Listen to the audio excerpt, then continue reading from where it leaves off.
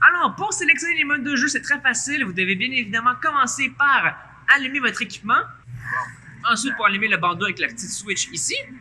Alors, pour sélectionner les différents paramètres durant une partie, vous devez y aller avec les petits boutons ici. Les boutons de gauche et de droite servent à dérouler le menu et le bouton de centre sert à sélectionner le bon paramètre que vous voulez. Pour cette partie-là, on va s'attarder au mode de jeu Survival. Ce mode de jeu-là, Survival, c'est conseillé si vous avez au minimum 8 équipements avec vous. Si vous avez moins de 8 équipements, c'est jouable quand même, mais vous aurez beaucoup moins de plaisir que si vous étiez plus. C'est un mode de jeu qui est fait pour ceux qui ont beaucoup plus d'équipements. Alors, on conseille minimum 8 équipements pour ce mode de jeu-là.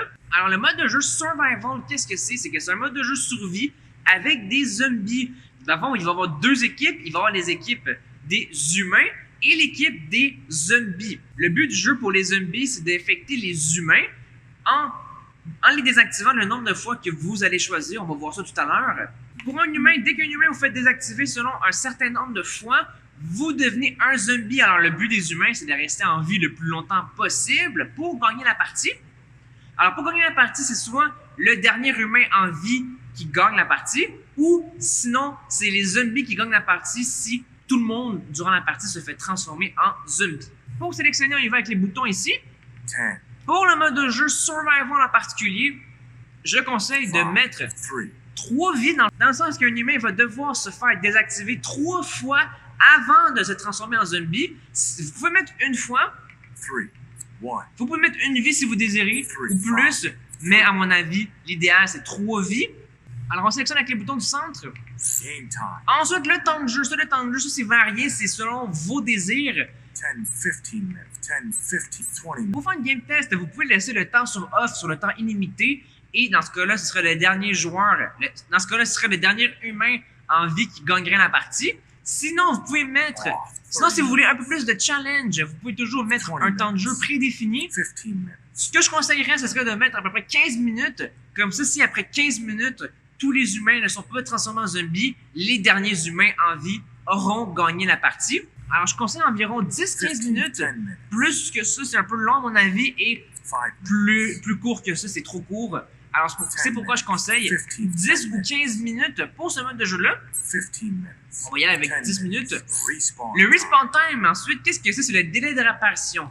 Quand un joueur va perdre une vie, son bandeau va clignoter en vert et son fusil va faire un bruit de sirène. C'est normal, c'est pour aviser les autres joueurs que cette personne-là en particulier vient de perdre une vie. Et le délai de réapparition, en fond, c'est pour faire en sorte que cette personne-là est invincible durant ce délai-là. Et de cette façon-là, cette personne-là ne se fera pas redésactiver une autre fois. C'est pourquoi il y a un délai de réapparition. En le laissant sur le bleu ici, en le laissant sur off, c'est la personne qui a perdu une vie qui va décider elle-même quand elle veut rembarquer durant la partie. De cette façon-là, juste tirer un coup avec la gâchette et ça va lancer un compte à rebours de 3 ou 4 secondes. Et après ce compte à rebours-là, eh bien, la personne va rembarquer dans la partie comme si de rien n'était. Sinon, on peut faire en sorte que ce soit automatisé. Mais par contre, c'est minimum 15 secondes et 15 secondes, c'est quand même assez long. C'est pourquoi je conseille de laisser sur off. Ensuite, le volume. Vous pouvez le paramétrer comme vous voulez. De 1 à 5, mettez-le pas à 5 parce que c'est beaucoup trop fort, même pour la personne qui tire. Si vous le mettez à 5, ça risque d'être désagréable. Alors, je conseille de le mettre à 3 ou 4, surtout si vous êtes en extérieur. 3 ou 4, c'est vraiment l'idéal. Human. À la fin, je suis rendu à choisir mon équipe. Vous devez bien évidemment choisir qui va commencer zombie et qui va commencer humain.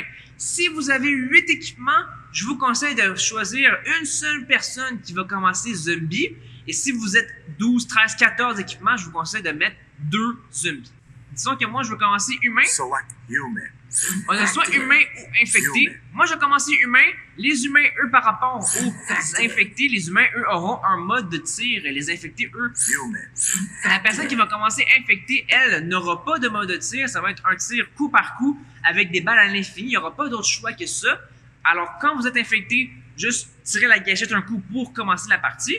Mais si vous êtes humain, Human. si moi je suis humain, on a le droit, nous, à avoir un mode de tir. Par contre, le mode de tir ne se sélectionne pas avec les petits boutons ici. Le mode de tir se sélectionne en tirant la gâchette. Alors, quand on tire comme ça ici, ça fait dérouler la liste de toutes les armes disponibles et des modes de tir automatiques, à rafale, au coup par coup. Il y en a qui sont meilleurs que d'autres, alors vous pouvez les essayer comme vous voulez. Attack MG's M4. M4 mitraillette ordinaire. On a terminé la configuration du mode de jeu. Mon code de couleur pour cette partie-là, c'est vert, vert, bleu. Tout le monde doit faire la même manipulation en même temps, ce qui veut dire que tout le monde doit avoir les mêmes paramètres. Si une personne n'a pas les mêmes paramètres, elle ne pourra pas tirer. Quand elle va tirer, ça ne touchera pas les autres parce qu'elle n'a pas les mêmes paramètres, tout simplement. Si quelqu'un se trompe et cette personne n'a pas le même code de couleur que vous devez simplement éteindre le fusil de la personne qui s'est trompée et rallumer-le et recommencer la manipulation. C'est vraiment pas grave. Et maintenant, dès que vous êtes prêt à commencer la partie, on prend la manette pour recharger et on la tire vers nous. Et maintenant, la partie est commencée. Vous avez des munitions à l'infini, mais de temps en temps, comme moi ici, vous ne pourrez plus tirer, c'est normal, c'est parce que vous devez simplement recharger avec la manette sur le côté. Vous pouvez recharger autant de fois que vous voulez, c'est juste que il y a un délai de rechargement pour pas que vous gardiez la gâchette enfoncée et que vous tirez des balles à l'infini. Et voilà ce qui conclut le mode de jeu Survival ou Infecté.